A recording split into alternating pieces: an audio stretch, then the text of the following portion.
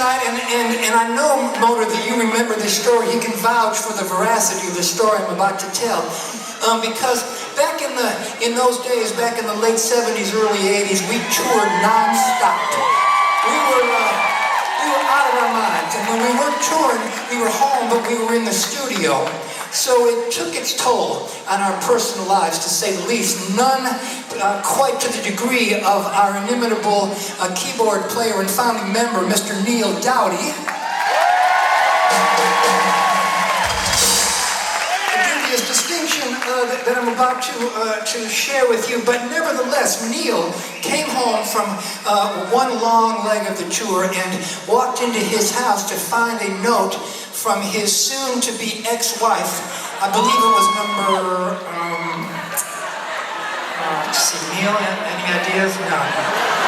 You do tend to lose track of things like that over the years, but nevertheless, needless to say, it was one in a long line of ex-wives that Neil would gather over the years. But this particular time, he walked into his kitchen and found a little note on the table informing him that she had in fact run off with a guy who, up until that point, was better known to the rest of us as someone who, shall we say, procured partying materials for the band, you know?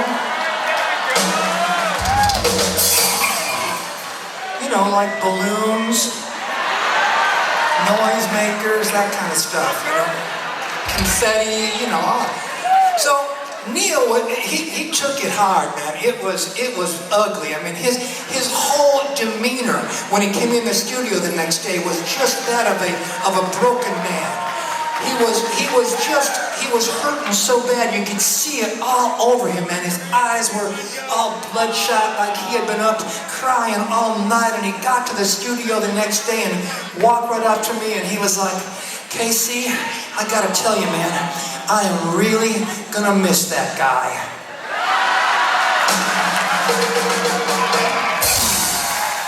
True story, true song from the High Fidelity record. In your letter, 1, 2, 3.